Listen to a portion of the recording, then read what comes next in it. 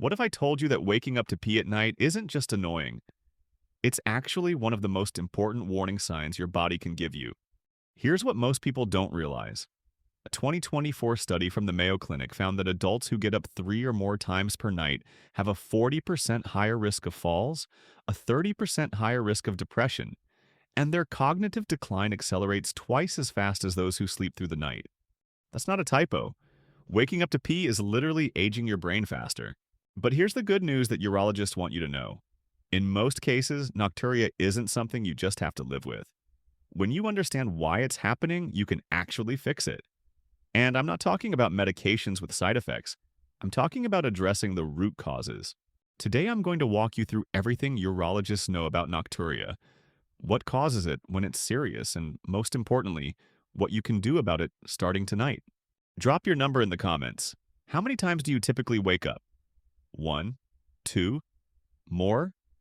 I want to know what you're dealing with because by the end of this video, you'll understand exactly why it's happening and what to do about it. Let's start with the basics. So what exactly is nocturia? It's not just getting up once because you drank too much water. Medically speaking, nocturia is defined as waking up 2 or more times per night, specifically to urinate. And here's the key distinction. This is different from waking up for another reason and then deciding to use the bathroom while you're up. True nocturia means the urge to urinate is what's waking you. Now, here's something that surprised me when I first researched this.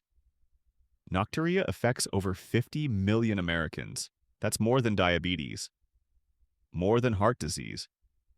Yet most people never mention it to their doctor because they assume it's just a normal part of aging. It's not. And treating it like a normal part of aging is a mistake that can have serious consequences. Let me explain why this matters so much. Every time you wake up at night, you're interrupting your sleep cycles. Your body does its most important repair work during deep sleep and REM sleep. When you're constantly interrupting these cycles, your body can't fully recover. Your immune system weakens, your blood pressure regulation suffers, your brain can't consolidate memories properly. A study from Stanford found that people with nocturia had inflammation markers 34% higher than those who slept through the night. Chronic inflammation is linked to almost every major disease of aging. So this isn't just about inconvenience, this is about your long-term health. Now let's talk about what's actually causing you to wake up. There are 5 main causes of nocturia, and most people have more than one contributing factor. Understanding which ones apply to you is the first step to fixing the problem. The first cause is overproduction of urine at night. Your body is supposed to produce less urine while you sleep. There's a hormone called antidiuretic hormone, or ADH, that tells your kidneys to concentrate urine and make less of it at night. But as we age, ADH production decreases. By age 60, many people produce the same amount of urine day and night. This means your bladder fills up faster while you're sleeping. The second cause is reduced bladder capacity. A healthy adult bladder holds about 400 to 500 milliliters, but bladder capacity often decreases with age. For men, an enlarged prostate can press on the bladder and reduce its functional capacity. For women, pelvic floor weakness after childbirth or menopause can affect bladder function. When your bladder holds less, it fills up faster and you need to empty it more often. The third cause is fluid timing. This is one of the most common and most fixable causes. If you're drinking lots of fluids in the evening, especially caffeine or alcohol, your body is processing that fluid right when you're trying to sleep. Many people don't realize that caffeine stays in your system for 6 to 8 hours. That afternoon coffee at 3 p.m. is still affecting you at 11 p.m. The fourth cause is sleep disorders. This one surprises people, but conditions like sleep apnea actually cause increased nighttime urination. When you stop breathing during sleep, your heart releases a hormone that tells your kidneys to make more urine. Studies show that treating sleep apnea can reduce nighttime bathroom trips by up to 50%. The fifth cause is underlying medical conditions. High blood sugar causes increased urination. Heart failure causes fluid to pool in your legs during the day, then shift to your bloodstream when you lie down, triggering increased urine production. Kidney disease affects your body's ability to concentrate urine. These conditions need medical attention. If you're getting up more than twice per night, or if this is a new problem that's getting worse, talk to your doctor. It's worth ruling out these underlying causes. Now, here's the part you've been waiting for. What can you actually do about it? Let me share 7 strategies that urologists recommend. These work for most people, and you can start tonight. Strategy 1 is fluid timing. Stop drinking fluids 2 to 3 hours before bed. This doesn't mean you should drink less overall. You need adequate hydration. But shift your intake earlier in the day. Drink most of your fluids before 6 p.m. This gives your body time to process the liquid before you sleep. Strategy 2 is limiting bladder irritants in the evening. Caffeine, alcohol, carbonated drinks, citrus, and artificial sweeteners can all irritate your bladder and increase urgency. If you must have coffee, have it before noon. Skip the evening wine if nocturia is a problem. Strategy 3 is the double void technique. Right before bed, empty your bladder completely. Then wait 5 minutes and try again. You'd be surprised how much residual urine can remain in your bladder after you think you're done. This simple technique can add an extra hour or two before your first wake-up. Strategy 4 is elevating your legs in the evening. If you have any leg swelling, sit with your legs elevated for an hour or two before bed.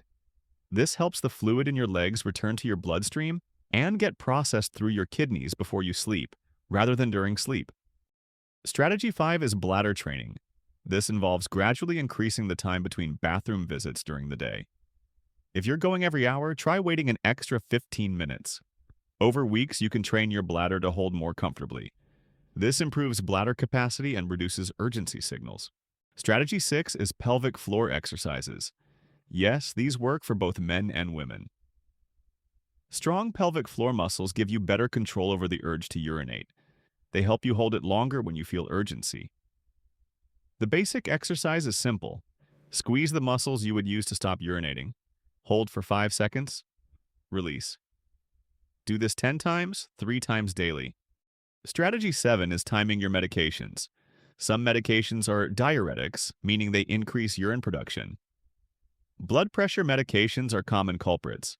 If you're taking these in the evening, ask your doctor about switching to morning dosing. This simple change can make a significant difference. Now, let me tell you, when this becomes a medical issue that needs professional attention, you should see a doctor if you're getting up more than twice per night, consistently. If you're experiencing pain or burning with urination, if you see blood in your urine, if you have a sudden increase in nighttime frequency, if you're also experiencing excessive thirst, or if you're having trouble fully emptying your bladder, these could indicate conditions like urinary tract infections, prostate problems, diabetes, or kidney issues that need proper diagnosis and treatment. For men specifically, nocturia is often related to benign prostatic hyperplasia, which is an enlarged prostate. This is extremely common after age 50, and there are effective treatments ranging from medications to minimally invasive procedures. For women, overactive bladder and pelvic floor dysfunction are common causes.